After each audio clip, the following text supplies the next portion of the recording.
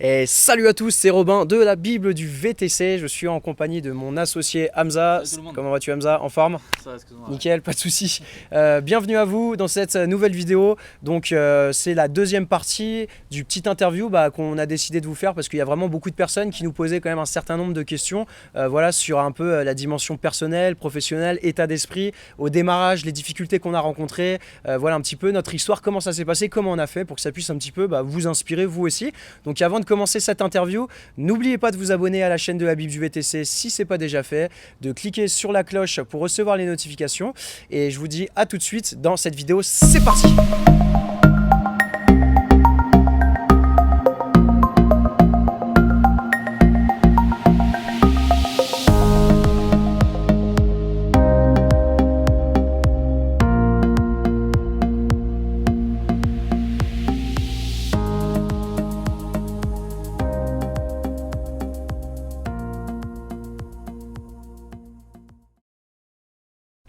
Donc alors, moi Hamza, j'avais une question à te poser. C'est vrai que c'est une question qui revient assez souvent, que pas mal de personnes me posent. Dans quelle situation concrètement t'étais quand tu t'es lancé et est-ce que tu avais vraiment besoin d'argent tu avais besoin d'une certaine somme pour te lancer dans le VTC, pour l'acquisition du véhicule, pour voilà, toute la phase d'enclenchement et d'amorçage de ta société. Est-ce que, parce que je me souviens que tu étais au chômage, donc est-ce que c'était une situation qui était compliquée pour toi? Et du coup, est-ce que tu peux te donner quelques conseils parce que je pense qu'il y a beaucoup de personnes qui se disent je suis au chômage, je suis étudiant, je suis interdit bancaire, j'ai pas d'argent. Est-ce que je peux me lancer en fait dans ces conditions dans le VTC? Donc est-ce que tu peux raconter un peu ton histoire et puis donner des conseils? Bah écoute, c'est une très bonne question Robin, donc je vais vous expliquer un petit peu mon parcours moi quand je me suis lancé, surtout ma situation professionnelle et financière. Il faut savoir que quand je me suis lancé, je revenais tout juste d'Australie, donc j'avais tout dépensé puisque j'avais fait un petit voyage en Asie juste après une fois que le visa s'est terminé, je suis parti en Asie, j'ai tout dépensé et je suis retourné en France et j'avais donc pas à rond. J'avais mon chômage, donc je suis allé m'inscrire au chômage et vu que j'étais apprenti, en gros je touchais à peu près 400 € de chômage moi quand je me suis lancé, donc c'est pas une somme extraordinaire. Et donc comment j'ai fait? J'ai tout simplement travaillé mon business plan avec Robin. À l'époque on a travaillé dessus pendant 4, 5, 6 mois et j'avais mis en avant dans ce business plan que j'étais au chômage et que j'avais pas d'argent. Je voulais être vraiment transparent avec toutes ces banques là et j'ai donc préparer mon dossier pour faire un financement d'honneur, donc un prêt d'honneur. C'était un prêt NACRE où je suis allé chercher 8 000 €. Donc j'ai contacté le prêt NACRE, je suis allé les voir, ça a duré à peu près un mois, j'ai préparé le dossier, je suis allé voir un coach, il m'a coaché et je suis passé en commission. Et donc je suis passé à peu près pendant 15 minutes, il y avait 10 personnes, donc des banquiers, des avocats, des comptables, un peu tout le monde, et j'ai présenté mon dossier. On était 4, sur les 4, il y en a 2 qui l'ont eu, c'était moi et un restaurant. Et pourquoi j'ai eu ce prêt? C'est parce que je connaissais vraiment sur le bout des doigts mon dossier. Les questions qui me posaient, j'y répondais au tac au tac. Pendant 15 minutes, j'ai vraiment parler du dossier, parler du projet, du marché du VTC. Ils voyaient que j'avais des connaissances et ils se sont dit écoutez, on va vous financer parce que vous connaissez votre milieu et ça va vraiment vous donner un coup de pouce. Donc après j'avais ces 8 000 € et je suis donc allé voir la banque. Malgré mon chômage, j'ai fait exactement la même chose parce que c'est un pitch que j'ai appris par cœur. En fait, j'ai travaillé, je l'ai appris par cœur ce pitch.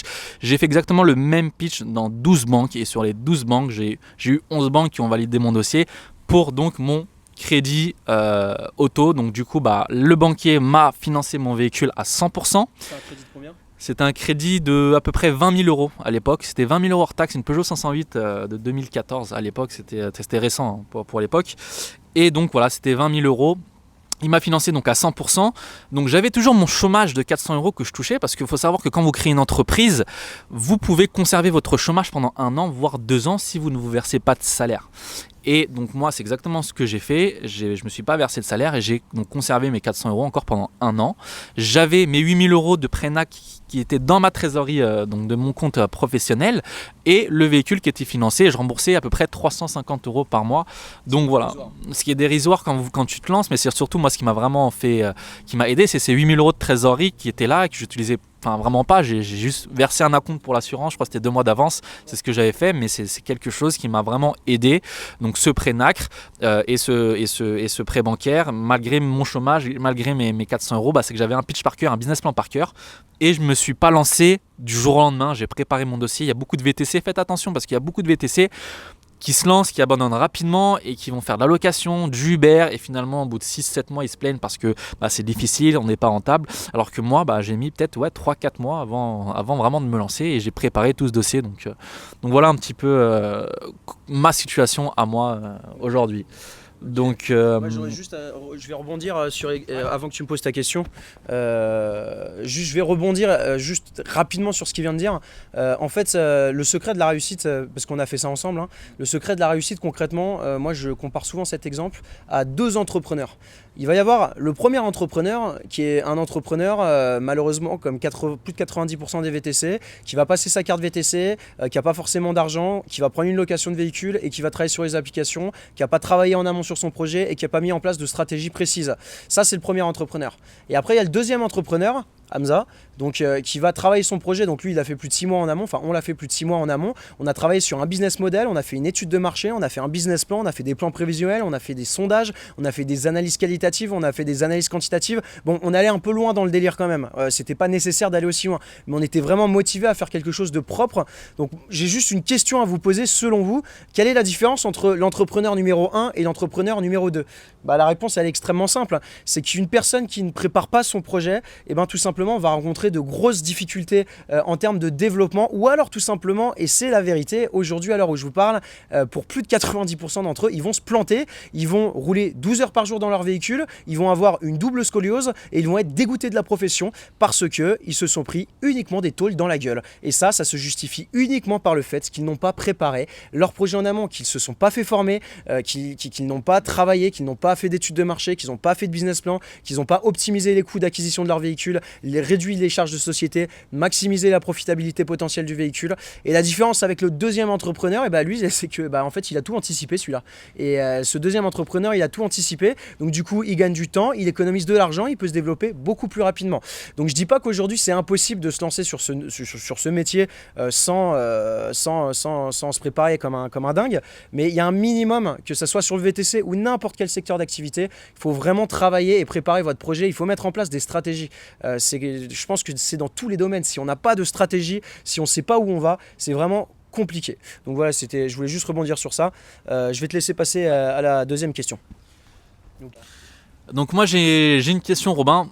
On ne sait jamais si demain tu serais amené à tout perdre, ouais. C'est-à-dire tout, tes salariés, ta société, ta boîte, tu perds tout, tu devais recommencer à zéro, ouais. Avec 1000 € sur ton compte bancaire. Ouais. Qu'est-ce que tu ferais les 30 premiers jours pour te relancer? Okay. C'est un joli challenge. Un joli challenge d'ailleurs que je serais intéressé de relever, c'est quelque chose, peut-être on pourra en parler, si ça vous intéresse dans les commentaires, on pourra essayer de sélectionner une personne et on va lui faire le 30 day challenge où de 0 à 30 jours on va mettre en place tout le panel de stratégie pour qu'il puisse se développer. Alors ce que je ferais déjà, la première question c'est est-ce que je me lancerai sur ce secteur ou pas? Donc la réponse c'est que des secteurs d'activité il y en a plein. Moi aujourd'hui sincèrement si je perdais tout, j'aurais l'opportunité, si je le souhaite, de recommencer tout mais sur d'autres business, sur d'autres marchés. Je pourrais et je saurais comment le faire. Néanmoins, je ne le ferai pas parce qu'aujourd'hui, pour moi, le métier du VTC est encore selon moi un métier qui a énormément d'opportunités parce que plus de 90% des acteurs qui sont présents font encore beaucoup d'erreurs. Et en fait ces personnes qui font beaucoup d'erreurs, ça laisse place à de grosses opportunités pour ceux qui ont mis en place des stratégies tout simplement pour se différencier de la concurrence, notamment en termes de démarchage de clientèle privée. C'est beaucoup plus facile de proposer du service avec de la valeur ajoutée quand on voit que 90% des VTC Uber proposent même plus de bouteilles d'eau. Donc quand moi j'arrive et que j'ai un service de conciergerie, j'ai des tablettes, j'ai des chauffeurs qui sont vraiment professionnels, c'est super facile et de forcément fidéliser ma clientèle et d'aller prospecter des sociétés et donc d'avoir des clients privés, d'arrêter les applications. Donc je me recentrerai sur ce secteur d'activité là parce que le potentiel est bien présent, notamment il y a une régulation avec la loi Grand Guillaume en termes d'offres et de demandes, ça c'est quand même équilibré et même sur application aujourd'hui je le vois parce qu'on a plus de 800 clients en comptabilité à l'heure où je vous parle et du coup on voit que le chiffre d'affaires moyen est quand même entre 5 et 6 000 €, donc c'est assez intéressant. Il a augmenter, et rien que sur application. Donc ça, c'est une première chose. Maintenant, pour répondre à ta question, qu'est-ce que je ferais les 30 premiers jours avec 1000 balles sur mon compte? C'est simple, je ferais en fait ce que j'ai fait quand nous on a démarré, c'est-à-dire que je ferais un business plan, ou alors je ferais en sorte d'en acheter un à pas cher si j'ai que 1000 euros. Mais là, si j'avais que 1000 euros, je pense que je l'aurais fait parce que moi j'ai les compétences pour le faire. Je serais allé démarcher des banques, je serais allé démarcher des prêts à taux zéro, des prêts d'honneur, et j'aurais présenté mon projet pour faire financer directement mon premier véhicule. Donc ce que j'aurais pu faire aussi dans la foulée, ça aurait été éventuellement de conduire directement avec mon véhicule. Mais moi je suis vraiment dans une dimension gestionnaire, donc ce que j'aurais fait, c'est que j'aurais recruté directement 2 chauffeurs et je les aurais mis sur mon véhicule. Donc déjà pour le choix du véhicule, j'aurais pris un véhicule qui coûte pas cher, je l'aurais fait financer à 100%. Sur une durée de 4 ou 5 ans à la banque.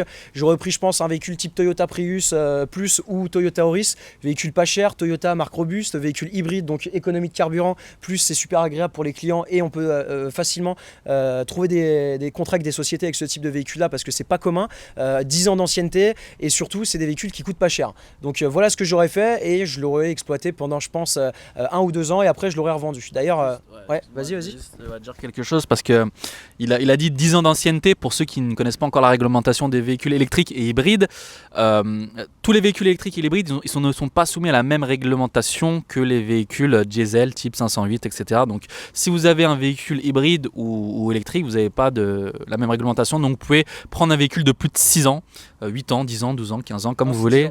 T'es sûr que ce soit 10 ans max? Bon 10 ans max alors. Mais en tout cas, voilà, vous pouvez vraiment du coup trouver peut-être un véhicule un peu moins cher qui sera un peu plus ancien. Donc, voilà. Ouais, c'est vrai que c'est important de le noter. Donc voilà, sur les 30 jours, clairement, j'aurais fait business plan prévisionnel, je serais allé voir une dizaine de banques comme a dit Hamza, je serais allé voir des prêts d'honneur, comme ça j'aurais eu mes financements, j'aurais acheté un véhicule.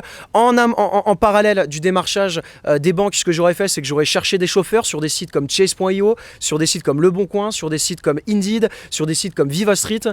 J'aurais mis également des annonces sur les groupes et les forums Facebook. J'aurais envoyé des mails à la Bible du VTC pour savoir s'ils n'ont pas de chauffeur. Donc je me serais envoyé un mail à moi-même parce que je sais qu'ils ont des chauffeurs. On a des chauffeurs qu'on peut vous remettre à disposition. Et voilà. Du coup, le jour où j'ai le véhicule, boum, je mets directement les 2 chauffeurs. Je vais dans un premier temps les faire travailler sur l'application, et direct, je vais me concentrer sur la clientèle privée. Je vais aller voir des sociétés, je vais leur présenter des plaquettes d'offres. Bien évidemment, je vais proposer du service haut de gamme à l'intérieur de mon véhicule pour créer de la valeur et puis du coup court-circuiter la concurrence. Donc voilà ce que j'aurais fait. Oui, bien évidemment, si je devais recommencer à zéro, ça me ferait pas peur, et je sais que aujourd'hui c'est pas une vraie problématique. C'est même pour moi une formidable opportunité parce qu'une personne qui a aucune connaissance, il suffit qu'elle soit un minimum formée sur les process, et c'est ce que je viens de vous expliquer, les différents processus à mettre en place, et en fait vous pouvez avoir des résultats en 3-4 mois. En 3-4 mois, si vous mettez en place les bonnes stratégies, vous pouvez avoir au moins 3 véhicules en tant que propriétaire. 3 véhicules en tant que propriétaire, ça représente quand même un chiffre d'affaires assez conséquent si vous avez 2 chauffeurs par véhicule. Et en termes de rentabilité, pour vous parler, pour nous, ce que ça fait avec nous et avec nos clients, c'est 7 à 8 000 euros de rentabilité nette dans votre poche à la fin du mois. 3 véhicules en 3-4 mois. Ça, c'est des choses qu'il est encore possible de faire aujourd'hui à l'heure qu'il est. Donc pour moi, c'est encore une formidable opportunité, et il y a peu de marchés, et je pense qu'il y a des personnes qui se renseignent sur tout ce qui est e-commerce, dropshipping, business en ligne, etc. C'est beaucoup plus compliqué aujourd'hui de lancer un business sur ce type de business là, qui semble beaucoup plus abordable dans un premier temps, qu'un business dans le VTC, où oui, c'est un business en physique, en dur, avec des véhicules, avec un coût à l'acquisition du véhicule, mais on s'en fout parce qu'avec les bonnes stratégies, c'est financé par les autres. Et il y a un dicton je vis avec ce dicton, c'est: faites fructifier votre argent avec l'argent des autres. Jamais vous sortez un centime de votre poche, et ça vous permettra d'avancer plus vite. Donc j'espère avoir répondu à ta question. Donc juste vas-y. Juste en rajouter, parce que tu parlais de rentabilité nette où tu disais à peu près 6-7 000 euros. Faut savoir que voilà, 7-8 000, donc nous on parle de rentabilité nette parce que on a mis en place une stratégie où on peut vivre de notre société sans se verser de salaire. On en parle énormément dans nos vidéos YouTube. Donc c'est pour ça que à la fin du bilan comptable, ça fait un peu entre 6 et 7 000 euros. Voilà, lycée de bénéfices nets après impôt. Bien évidemment, on ne parle pas de versement de salaire parce que là, bon, forcément, vous prenez de l'argent de votre société, donc le bénéfice sera fortement impacté. C'est ça, donc on est sur du bénéfice net et sur de la trésorerie également brute qui est assez élevée, qui nous permet de réinvestir dans d'autres véhicules. Donc voilà, maintenant Robin, je vais te laisser, je pense, terminer un petit peu cette interview et puis dire au revoir à tous nos membres. Ok, alors merci à vous d'avoir regardé cette vidéo. Si elle vous a plu et si vous souhaitez qu'on en refasse une autre, et mettez un maximum de pouces bleus en dessous et puis simplement notez les questions qui sont importantes à vos yeux et auxquelles vous aimeriez qu'on réponde, moi et Hamza. On pourra faire ça sous forme de FAQ, moi je pourrais le faire, Hamza il pourra le faire aussi de temps en temps et on pourra refaire des interviews comme ça. On pourra même vous inviter si vous le souhaitez, vous pouvez nous demander dans les commentaires, on vous invitera dans nos bureaux pour partager votre expérience. Si vous avez une expérience intéressante, ça pourrait être intéressant de faire une interview entre nous également pour que les autres puissent découvrir votre histoire à vous, parce que votre histoire aussi est intéressante. Même si vous n'avez pas démarré votre activité, ça peut être intéressant de connaître et de comprendre quel est votre mindset, votre état d'esprit pour se lancer sur ce nouveau métier. J'espère que cette vidéo vous a plu. N'oubliez pas de mettre un maximum de pouces bleus, de vous abonner à la chaîne de Habib du VTC et je vous souhaite à tous et à toutes une excellente journée. Bye bye. Ciao ciao.